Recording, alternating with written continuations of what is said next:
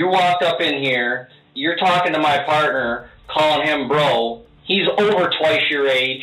You should be calling him sir. This is 18-year-old Christian Hillman, who has been hit with a brutal reality check. You're a kid, and you need to grow up, young man. Sir, can you please stop raising your voice? No, I will not, because you know what? You are not going to tell me what to do. Do you understand? I will file a complaint on you. Go ahead, do it. In September 2016, a haunting image surfaced the internet. The image of Christian staring into the camera with blood-stained hands. Just weeks earlier, a confrontation would take place, which would leave the victim gurgling in his own blood and with severe brain damage. Now, as Hillman sat in the interrogation room, his spoiled, entitled nature became painfully clear. Can you give me a double mattress? Could I put these handcuffs on? Can I get an attorney in here? Get me an attorney. Bring an attorney in here. Oh, yeah, really? I have the right to an attorney.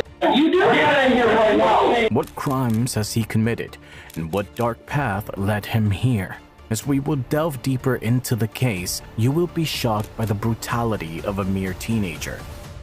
Were you home all night tonight? No. Okay. I got home for a little while, and you know, like I live way out in the country. Sure. So like basically out there, like I've seen police officers out there. I've been riding my dirt bike down the road. They just waved to me and everything. Oh, yeah, absolutely. Yeah, it's so far out in the country. Everybody rides dirt bikes out there. Right. But now to get to the actual story of what happened tonight, me and my buddies, we were riding, and all of a sudden this guy in this truck just pulled up behind me, and he started. You were on what? What were you driving? What was I driving? Yeah. I was driving the CCR 230. Okay. You gotta look that bike up, nice man. I will. It's nice, man. But anyhow, the guy in the truck pulled up behind me. He started blaring his horn at me, and I had no idea why. The guy Christian mentions is none other than 64-year-old William McFarland. On September 29th, like any other normal day, McFarland was returning home to Atla, Michigan from a peaceful fishing trip, and what should have been an ordinary journey turned into a fatal encounter. An argument with Hillman would not only cost McFarland his life, but also leave his family scattered forever. Let me ask you this. Where were you at when you were riding? This guy pulled up behind you. Where were you at? Well, I don't know if you guys know the area. I do. I used to work years ago when I worked the street. I used to work there. Oh, yeah, for sure. But do you know like 52nd at Whitneyville? I know where 52nd. Where the railroad tracks are there? Yes. Okay. Yeah. You're an OG, bro. Right a few houses. Now, the police already have stopped by my house today. Okay. Okay. Yeah. Why? Some detectives. Oh, why? I don't know. I was really mad at my mom, though, because she just let them right in the house and everything. Oh, I wasn't there. Sure. Yeah. I know nothing about that. I don't know why that would be, but... Yeah, I was frankly irritated with that. Was that before this incident or after? After. Oh, after the incident. Okay. I thought you meant earlier in the day. All right, let's get with it. So you're 52nd and Whitneyville area. Yeah. You're on the dirt bike. ATV? Yes. Okay. And some guy in a truck, he pulls up behind you. Yeah, he pulled up behind me, and it's more for like people who ride motorcycles. If people are tailgating someone on a motorcycle, one slip up and you're dead because that next car is going to run you over. Right. So I kept stopping. I kept asking, like, hey, what are you doing? What do you mean you stop and ask? Like you talk to him, or you're just kind of giving emotions? Yeah, I was Okay. like, what do you do? He was trying, like, he wouldn't go by me. He just kept riding my ass. So basically, I stopped for a second, and he started getting all mad, getting out of the car and everything. And I was like, I don't want trouble and anything. And he put his hands around my neck. And there was a thorough ass beating after that. Okay. Honestly, I feel like I was in self-defense, though. You feel like what? Self-defense, though, because he really did attack me first. Okay. He carefully crafts his words, attempting to paint himself as the victim, a role he's far from deserving. With a casual demeanor, he seems confident that his story is fooling the detectives, but what he doesn't realize is that there were witnesses who saw the horrifying incident unfold right before their eyes. What did I do? Oh, no, he was already down the street. He didn't see it happen, but he pulled right up at the last second. Oh, okay. Yeah, so he really didn't witness anything, as a matter of fact. Who else was with you guys? It was, It was 3 of you. It was like, and then my friend came and picked us up, and then he Driving, riding. what was he what? The witnesses saw 3 people on ATVs and dirt bikes.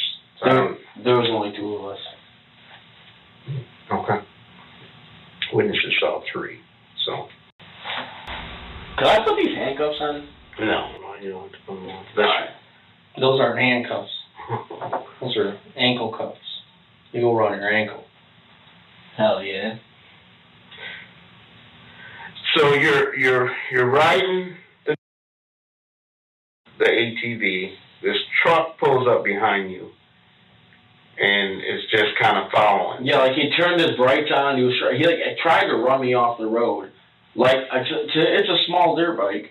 He pulled up the side and he started pushing me off to the side of the road. Like I almost crashed a couple times, and that's when I was starting to get irritated because I mean that's just disrespectful. Mm-hmm. Like I had lights, Mm-hmm. and he clearly could see that I had lights, but like I don't know what he was so. So was it already dark at this point? Yes. It was dark out? Yeah. And he, basically what happened is I asked him, like, why are you following me? Like, why are you, cause I pulled over into a church parking lot to let him go by, and he stopped. And then I honestly think he was intoxicated. Mm-hmm. Because he got out and he was slurring his words and everything. He pulled over and you said he got out of the truck? Yeah, he got out of the truck and he was like, what are you going to do? And I What was, does this guy look like? Is he like young dude or? no, he was like maybe 35, 40. Okay. And he got out of the car and he put Big guy or small guy? Oh, he was a big dude. But he got out of the car and he put his hands around my neck like he was trying to strangle me. Did he say anything? Yeah, he was talking a lot of stuff. Christian thinks he's outsmarting everyone, convinced that his story of self-defense will protect him. He is in the oblivion that in the church parking lot, many eyes witnessed his brutal act. Among them was the person who called the police, having seen Christian and his friends in the act. And County 911, where's the emergency? We got a guy down on the road. There was some kind of altercation with a motorcycle. It looks like he was assaulted by a guy on a bike. So he's unconscious? He's not moving. Are you all right, sir? Are you all right? Now watches his composure shatters when he discovers that the truth has already escaped and he is caught like a deer caught in headlights. Was anyone around besides you? Oh, yeah, some other people pulled up. Who pulled up? I have no idea who those people were. They were just bystanders. Did they say anything or? Not really. They just looked. They saw him put his hands around your neck? Who could have put? Okay. But these bystanders, I mean, they up after everything was over. Yeah. You said he wasn't involved in the beatdown, so how would he see when he put his hands around your neck? Well, he was there at first, but as soon as the fight started, that's when he wanted to shoot out. Okay. So he puts his hands around your neck, and like it was like a really hard. It wasn't just like a play thing. He was trying to strangle me. And then what did you do? Well, like I used to be an ex-heavyweight boxer, so he hit me in the face once, and then I just lost my. Okay. Like I don't know. Like, I really feel bad about it. No. Like, I really don't like resorting to violence. Like, I hate violence, man. Sure. But I just lost my temper. Okay. Well, what did you do? I mean, you lost your temper. Did you yell at him? Did you spit on him? I don't know what that means. I wasn't there. So you lost your temper. What did you do? Explain the beatdown. What was the beatdown? Well, basically, he tried to pick me up. He was like, oh, I can guarantee you he was intoxicated. Okay. And he got out of the car and he was like, what are you going to do? Try to put his hands on my neck and everything, grab my neck. So I got him off me, and I hit him in the face a few times. He started to, like, stumble down. With what? With what? What'd you hit him with? My hands. Okay. Okay. And then, basically, after that, I kept hitting him, and I was telling him to please stay down before I have to hurt you more. Like, so I really don't like hurting people, but he was going to hurt me if I didn't stop it. Okay. So I just had to completely make sure, like, he was immobilized. He couldn't hurt me. He couldn't hurt my friends. Your friends? Who's your friends? Just if one of my boys would have pulled up, like, I don't want him freaking out at him either. Like, I caused the situation. I take, like, full responsibility for my actions. Mm-hmm. So all you did was punch him, and when he was on the ground, you kept punching him? Yeah. That's all? Were you punching him in the face, in the foot, in the arm? I don't... Where was you hitting him? Well, I kind of lost control for a second, to be honest with you, officer. Okay. But, like, I think,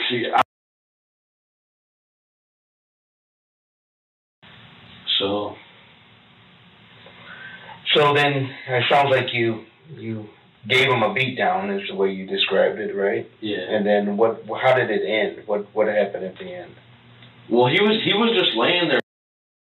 Because I really knocked him out cold because I didn't want him to get back up. Christian's claims of only punching William are another blatant lie. That night, he wore steel-toed boots, which he used to viciously kick McFarland, leaving him incapacitated. Medical reports reveal the horrifying extent of the attack. McFarland's chest bones were shattered into fragments described as Rice Krispies. Christian brags about being an ex-heavyweight boxer who never resorts to violence. But if that were true, why didn't he call 911? Why did he flee the scene and post a chilling photo of his blood-stained hands instead? His actions revealed the stark contrast between his words and the brutal reality. You guys do the beatdown, or you do the beatdown, and you go back to your place? Yeah. Okay. Now, what was Ryan riding? What was his bike or ATV? What was he riding? Oh, he wasn't on an ATV. What was he riding with? He was in a Jeep. Okay. He was in a Jeep. Okay. So you guys go back to your house, and then what happened? Was your people at home at your house when you went back there? We just got back, and we just hung out for a little bit. You said you contemplated and talked about what happened. What were you guys talking about? Then what? You said that after he was gurgling, the guy was gurgling, and you guys left, got out of there, and you contemplated on what had took place. What were you guys talking about? Like afterward? Mm-hmm. Nothing. We're just trying to forget about it. Like, I lost my temper. I really hate being angry. Sure. Christian's story begins to unravel when the detectives bring in the two friends who were with him that night. I just drove in like LVS and he drew like a big old on one of them and stuff like that just to goof around. Sure. And then we were like, all right, let's just go dirt bike some more because it's getting way too dark. And then that. Yeah, but we were like, he's probably gonna be there soon. So he jetted off. I got on, we jetted off. Hat flew off, put it back on, and I couldn't find it. So I was like, he's probably right up here waiting for me because I could see like the blinking light for like the four-way stop. So I get up there, and he's nowhere to be seen. And I'm like, oh. So I go, you know, like, so I go left. Go left for about maybe half a mile and couldn't find him again. So I'm like, gotta turn around. He's gonna be back there somewhere. So I turn around and I call him. I'm like, yo, Christian, where are you? No, first I. And I'm like, we're still out dirt biking, dude. I need to find Christian before we head back because I don't know where I am. And he's like, all right, bro. Well, where are you back? Because I'm Hank. I'm like, all right, hang up. Call Christian. Doesn't answer. Put my phone in my pocket. I'm looking both ways. I get a call from Christian. All I hear is like frantic, like moving and stuff like that. And I'm like, Christian, are you still driving? Like, stop. Like, answer your phone. And he's like, this dude's unconscious. And I was like, what? dude's unconscious. So I'm like, what? So I pull up some more, and I see this, like, truck with its, hazards going off. I'm like, what the f***? So I pull up. So let me ask you this. So you're on the phone with Christian as this is going on? Yeah. Okay, so you call him, he answers, he says this dude's unconscious. And I was like, what? And then I hung up, and I put it in my pocket, pulled up to see where he was, because then it was just like a bunch of like muffling. It sounded like he was going like this. And I finally saw the truck, so I pulled up, and he was like right there, and this dude's like laying there unconscious. And I'm like, dude! And he's like, dude, he choked me. And I was like, what? And I was like, we need to go, bro. You just knocked him out. Let's go, bro. And he's like, all right, bro, let's go. And he was like trying to like pick up his dirt bike, and like people started showing up, and he started like talking to all these people and everything. And I was just like sitting on the ATV like, what the fuck? And then he got on, and we just jetted back to his crib. Okay. So you get back to his house. Yeah. Pull these things in the garage. Mm-hmm. And then what'd you guys do? And then we sat for about maybe an hour, smoked some cigarettes. Ate a little bit of food. And then we were like, I'm going to go back to my house. We're like, sure. Go back to my house. Okay. So what'd you guys talk about? I mean, very dramatic story. Yeah. Very animated on what happened there. And then you're telling like, yeah, they went to the house, ate, smoked, and that was it. I mean, I gotta imagine this is a pretty traumatic event. Yeah, you guys are sitting talking about what happened. Yeah. What did he say? Christian said that he was driving, and the guy like got really close to the back of him. And he's always told me that it's like scary when someone gets to really close to the back of you on like a two-wheeler. Like it's so they touch that back wheel, you're gonna fall. So sure. He starts pulling over, and the guy pulled over with him. And I believe him in that part because his bike was parked right in front of his truck. And I'm like, so I was like, all right, whatever.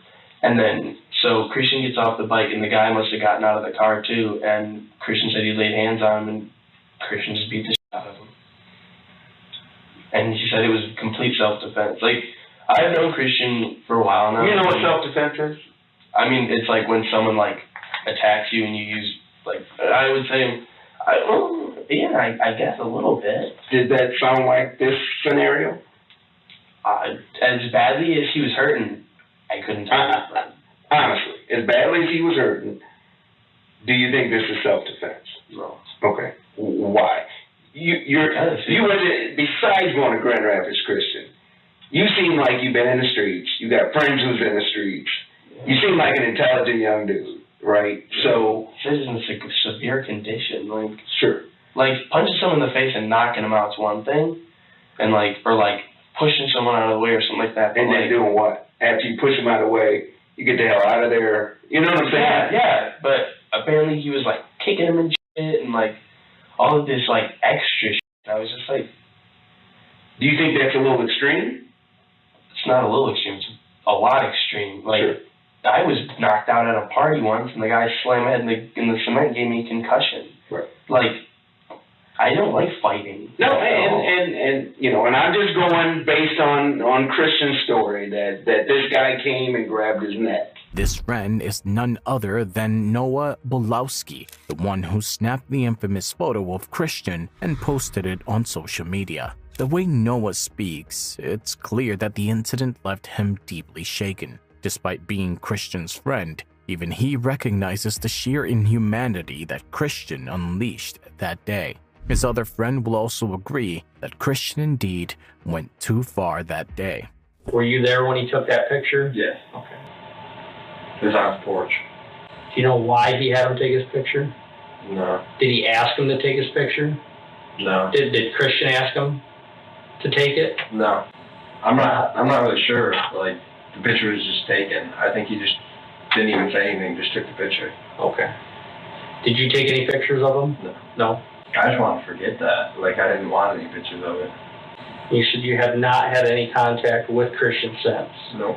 Via Facebook, Instagram, Twitter, these are all things we can check? Yep. No contact with him? No contact. Okay. Don't even have his number. So you're mainly... But I think I had some information that wasn't mentioned through all of this. So Christian told you he was on... 2 bars of Xanax. Anything else? And then I witnessed him take 2 more that night when I told him not to. So when he came in this office, that means he was on it. Oh, he was tripping when he was here. Yeah. That was clear. I think that's what started the fight. He felt like he was invincible because he was on Xanax. You ever taken it? No. I'm just wondering, I've never taken it either. I'm just wondering what it does, what it makes you feel like. I heard it makes you like mellow. And like, but in his case, it didn't. Clearly he was not mellow. Right. It made him violent. Which is sad. Anything else? No. Christian was under the influence of Xanax when he committed the crime. It's quite evident now who was actually intoxicated. Up until now, the detectives have been patient with his behavior, but he's in for a surprise. Y'all about to lock me up? No. Well, we need you to be completely honest with everything. Oh, I'm being completely honest with you guys. Okay. Not being completely honest with everything. Okay. And I don't want to appreciate you're trying to come up with a story that, it was self-defense and this guy grabbed me by the neck and I don't have the forms with me, but do you realize there was an event at the church when this whole thing took place? You were so angry you did not realize who was around, who was watching, who was listening. So, what I said earlier, and I know you're concerned, you said, I don't want to go, you got to be honest, okay? And I'm not yelling, screaming, I'm being just giving you straight up. You're being cool, bro. You got to be honest. I've done this job way too long to know, one, you're not giving us certain names because I think this might be your boy, you don't want to tell on your boy, blah, blah, blah. We're going to find out. So that's not going to help you out when we find, or if it was another couple guys, I don't know. We'll figure it out. But the thing is, you're not being 100% honest, okay? Because there's two sides to the story, okay? One is yours, 2 and 3 is your buddies, 4 is the victim. So then you kind of look, all right, is the victim story going to match up to your story? But in this case, it's easy because we can take your story out and the victim story out, and we can talk to witnesses who don't know you and don't know the victim. So for a case like this, it's simple. I mean, we just talked to the witness. What'd you see? What'd you hear? Who did what? Who did what next? It's better than catching it on video because you have witnesses who don't even know you and don't know. It's different if I say, Christian, we got 2 witnesses. Well, who are they? Well, it's the victim's cousins. Well, then that doesn't make sense. Of course, they're going to say, you did this. These are church folks just leaving a church, driving off, and witness this whole thing go down. And you guys didn't realize that they're standing watching this thing go down. They watched what you did, what you guys did. They heard what was said and what happened, and that's how we ended up there. It's because they were the ones that called 911. No, understandable. So your story is not even close to what these witnesses, these poor folks, saw. It's not true. Can I get an attorney in here? What's that? Can I get an attorney in here? It's up to you. I'd like one right now.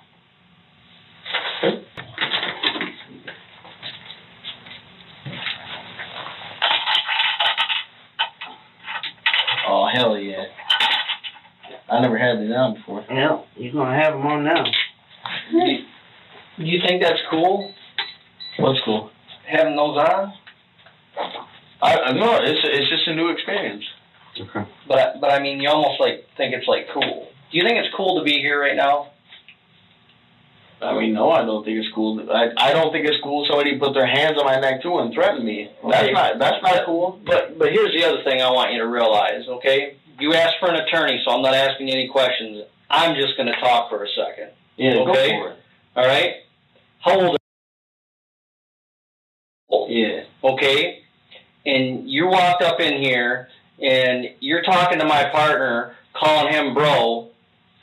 He's over twice your age. You should be calling him sir. I did call him. What I'm sitting here listening to, while I'm sitting here in my chair, is listening to kid who thinks that he's just talking with two guys instead of understanding the gravity of why he's sitting in this room. Okay? Old. And you need to grow up, young man. Sir, can you please stop raising your voice? No, I will not, because you know what? You are not going to tell me what to do. Do you understand? I will file a complaint on Go ahead, do it. Go ahead. Go give me my fucking lawyer. You think this really? You see what I mean? Look, sitting there calling me a nigger? I never even called one of my partners. I never even called you a bro. Really? What did you just say? That's your problem. That's why you don't understand the gravity of why you're sitting in this chair at 1:30 in the morning. Because you're a kid who thinks he's a tough guy. And you want us to sit there and believe that you're just driving down the road on your ATV and this guy's honking his horn and you didn't do nothing wrong? You got an attitude and it shows by the way you're talking to my partner in the He end. was a 6-year-old man. And he also put his hands around me. Okay. So you're going to say that to all these other witnesses that saw what happened? We're doing a search warrant at your house right now. Oh, you are, huh? Yep. Yeah. All right, we'll get my attorney in here You right have now. no idea who you're playing with. Yep. Oh, believe me, I do. So the Yeah. ATV, the bike is coming out of the garage right now, the blood all in the garage, everything. We have it all. There's no blood in the garage, cuz. Okay. All right. Okay. You slipped up, buddy. You got a lot growing up. Oh, yeah. As smart as you. Give me an We're not attorney. bringing an attorney in here. Oh, yeah, really? Okay. Come and sue the out of y'all. We're not I have the right to an attorney. You do Get in here right now. and you can get And one. when you go over to the jail, and then you can call and get an attorney. Okay? What the f*** am I going to jail You'll for? find out. Find out. Big tough guy. You're a You'll tough find guy. out. You know all the answers, bro. Y'all some assholes, bro. Christian played right into the cops' hands, and now they had to break the gravity of the situation he is in. We're doing a search warrant at your house right now. So my boss is out there at the house. I got a search warrant. Magistrate signed it. So Look, I got nothing to hide in my house, man. I know. I hear you. But I'm just letting you know what's going on. I mean, I don't want you to think that I'm doing anything. I'm not making this stuff up. Yeah, you're keeping it 100, bro. And you know, there is blood inside of that garage. And In my garage? Chris, okay. I don't know what other way to tell you, man. I'm not making this up. Okay. Oh yeah, I know you're not making it up. You're Yeah, inside of your account. garage, yes. There's blood inside of your garage. Okay? So, that's what we're dealing with right now. Okay. And we're in the process of finding. Thanks, man.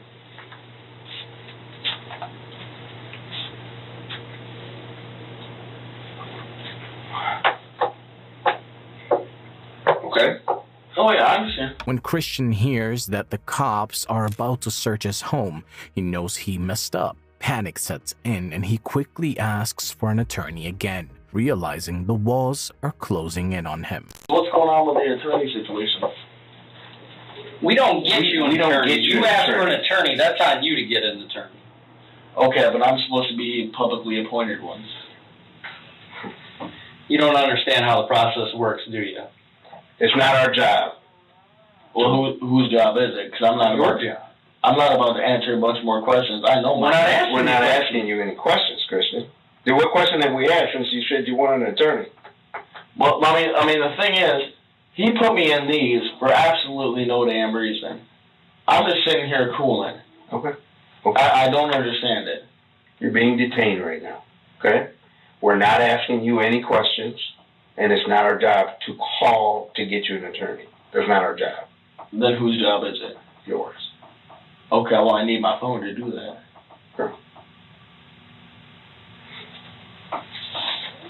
You just hang tight, Christian. We're going to get the search warrant done, and we'll decide what's going to happen next, okay? How can we get a hold? Really? You guys don't need to contact them. They had nothing to do with it. Well, here's the thing. You're not running this investigation, so it's not your decision on who we're going to talk to. Well, yeah, but they're not going to talk to you. How do you know? You don't know what somebody else is going to do. Oh, but damn sure I do. Okay. Hey, yo, get my attorney, too. Hey, yo, we don't do that. All right, well, give me my phone so I can call my lawyer.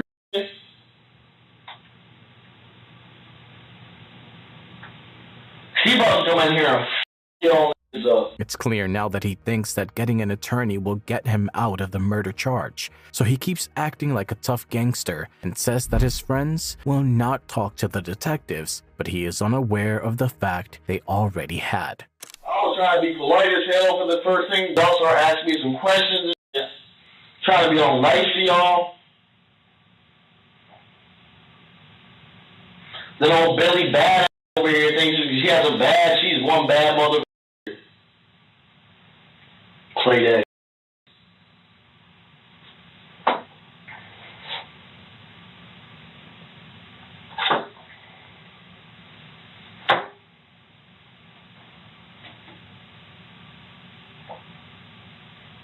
And I'm just going to let y'all know, too, that y'all not let me see an attorney, I'm going to sue the fuck out of you.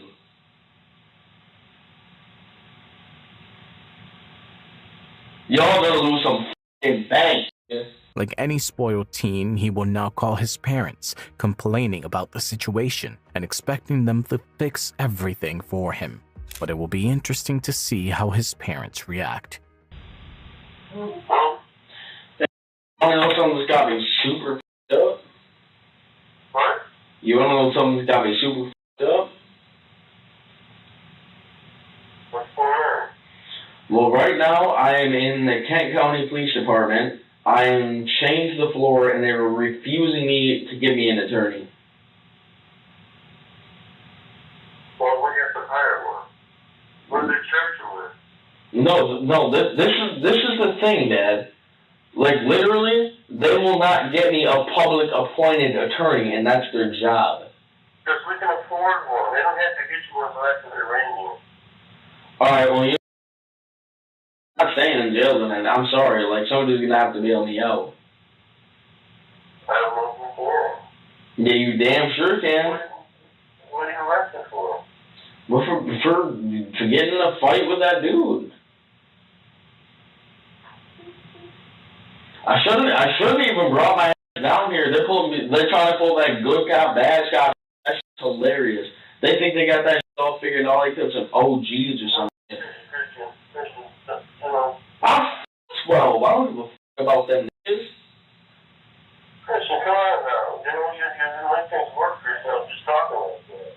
No, but the only problem, this is what I'm not understanding here, is they will not give me an attorney which is supposed to be present during this time.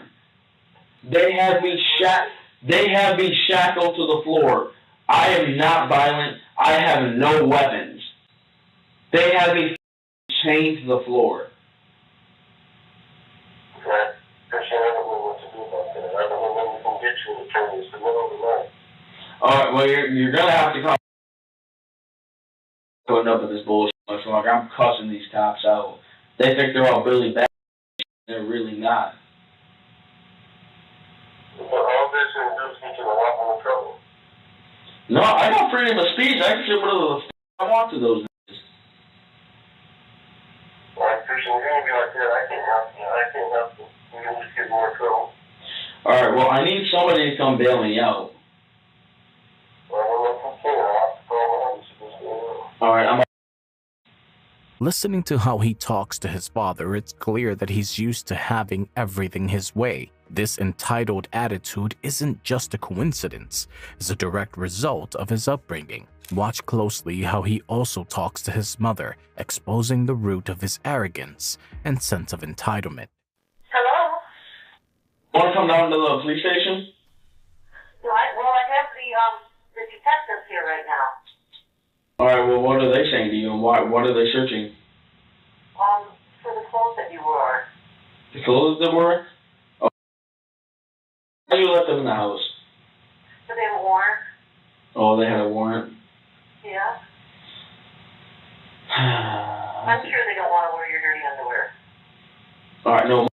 I think, This is not a laughing matter. I know. I'm sorry, Christian. yeah, like, I'm really pissed. They have me chained to the floor. They chained you to the floor? Yeah, I'm pissed. Why would they chained you to the floor? Yes. So you come down here, like, right now and settle this out? So I'm not having it. They refuse to give me an attorney. They will not have a publicly appointed attorney come in here so I can talk with them. And that's my rights. Yeah? So they're breaking my rights.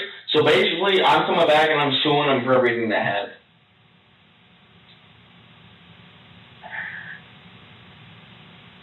Gee, Christian. Look. They got me chained to the floor.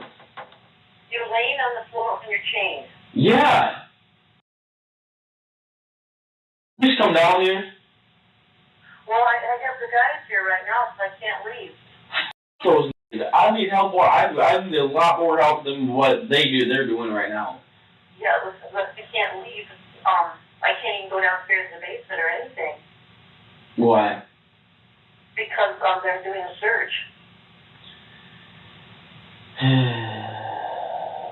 Whereabouts are you, anyhow? I am at the Kent County Jail right now. Is that the one?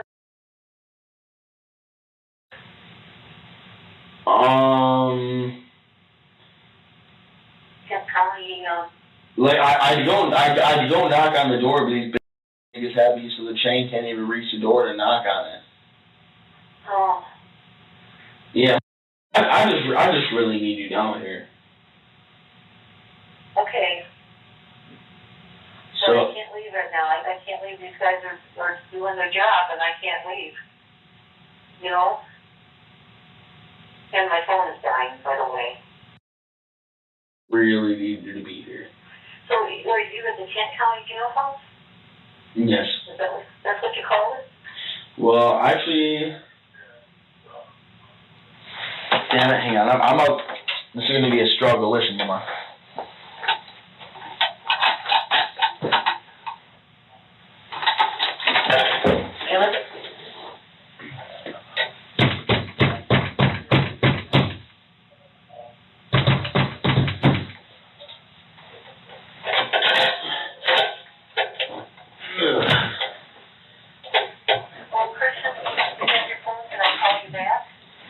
Well, I'd rather not. I'd rather have you come. I am going to. You coming down here? Yes, I am. As soon as I get a chance, I will. All right, look. Everything comes down here. And you're at the Kent County. It's Kent County? It's not with the sheriff's department.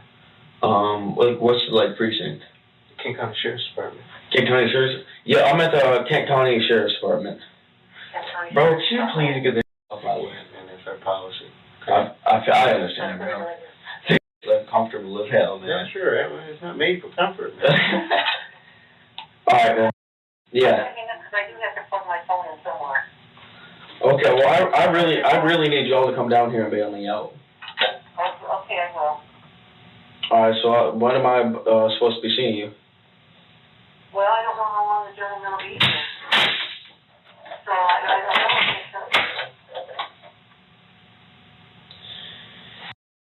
My phone's on a low battery right now, too, and I'm pretty much...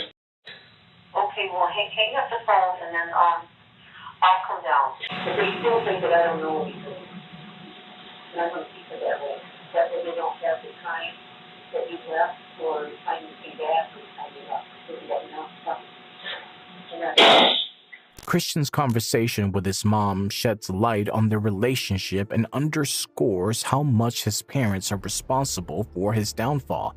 His mother's comment that the detectives don't know she's aware of his crime and that she intends to keep it that way shows the lengths to which she will go to protect her son. Her misguided encouragement will only worsen his situation, further entrenching him in his destructive path. And now you'll hear his demands, which will confirm that Christian is indeed a spoiled brat. Yeah, man, I'm tired. I need to go to bed. If y'all think it's going to sell, can you give me a double mattress? Look, man. All right, here's the deal. We're just kicking it, right? We're just kicking it. You watch way too much TV, dude. Like the whole getting you an attorney, and now you're asking for a double I mean, come on, man. We don't put in requests. That none of that happens. It's not real. None of that's real. I mean, if you're locked up tonight, you're gonna get what you get. I mean, we don't. Oh man, I've slept on worse, believe me, bro. Okay, yeah, but I mean, I don't get what this kind of facade is. I mean, it's like, no, we don't put requests in for a double mattress and your own room, and this isn't a hotel. I mean, oh, that's not what I meant, like a double mattress, bro. I mean like a double mat. They don't do that, dude. They just don't. No. I mean, that's pretty whack. But Christian's privileged attitude becomes evident during his interrogation. He demands a double mattress and calls his parents, expecting them to fix his situation. His sense of entitlement stems from the way he was raised, and this is a pattern that repeatedly surfaces throughout the case. Driven by his desperation to leave the situation, he calls his mom once more. Everybody just left. They did? So do you think you can come down here now? Are you out? What? Are you out? No, I'm chained to the floor. They told me that you will probably come home tonight, but they have a lot of questions for you, and they don't know when that will be. All right. Well, I'm going to have the best lawyer ever there, so their questions aren't going to do it. Well, one thing they said, this one detective guy said that they already know. They already know that, so you could tell them their names. But you think I'm snitching out any of my boys? The trouble of it is that they already know who it is. Watch for I like it. But they know who it is, so what I have to do is wait for you to call me when the detectives are in, but they're bringing you some clothes to put on because they're going to keep the clothes you got on. They took your boots. Wait. They took my boots? What boots? Your blue ones because they have blood all over them.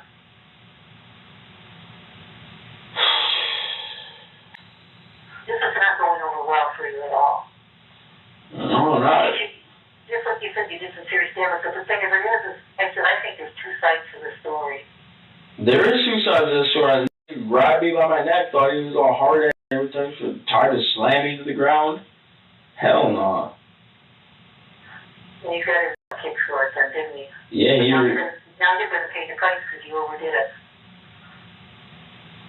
Good. I mean, maybe he won't fuck with somebody else.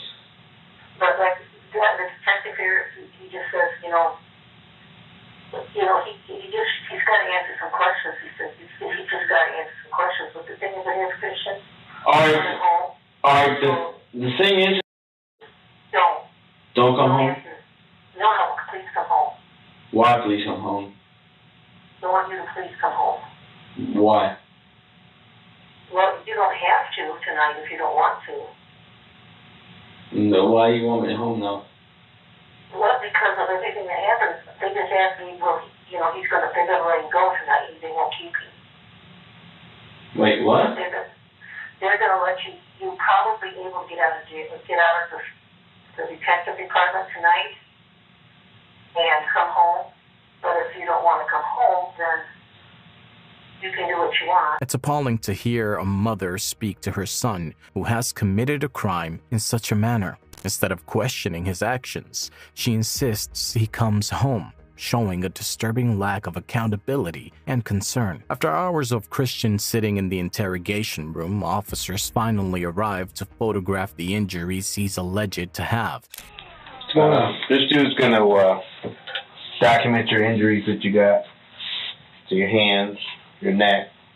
I have injuries in my neck. You said he choked you, right? Yeah, he grabbed me around here. Right, so you should have injuries there. And Yeah. what I need you to do is stand up right here. I'm going to take some overalls, show this is you. I'm going to need a little help here first. Okay, I think that's what you're working on. The officers, however, never found any of these injuries. Police discovered damning evidence at Christian Hillman's home, including steel-toe boots and blood-stained jeans with McFarland's DNA. On July 24, 2017, Hillman was convicted of second-degree murder and sentenced to 22.5 years to 100 years in prison, with parole possible in 2039. The jury finds Mr. Hillman guilty of second-degree murder. William McFarland endured a horrific death, suffering multiple rib fractures, severe head trauma, and unstable facial injuries. Despite receiving medical care, he succumbed to his injuries on October 31, 2016. His eldest son, Jason McFarland, spoke in court, honoring his father as a kind and extraordinary man, leaving a devastated family and community to mourn his loss. I've lost my hunting partner, my father, my fishing partner.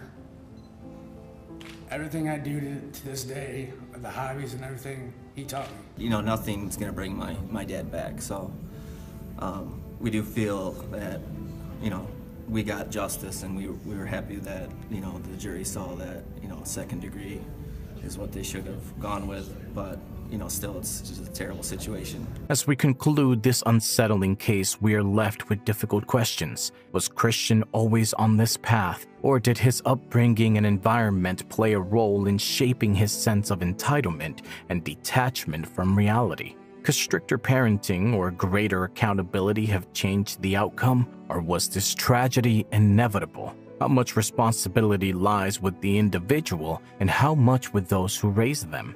In the end, what truly influences a person's capacity for cruelty? Let us know in the comments section below how you feel about this tragic story. For more such content, remember to like, share, and subscribe to our channel.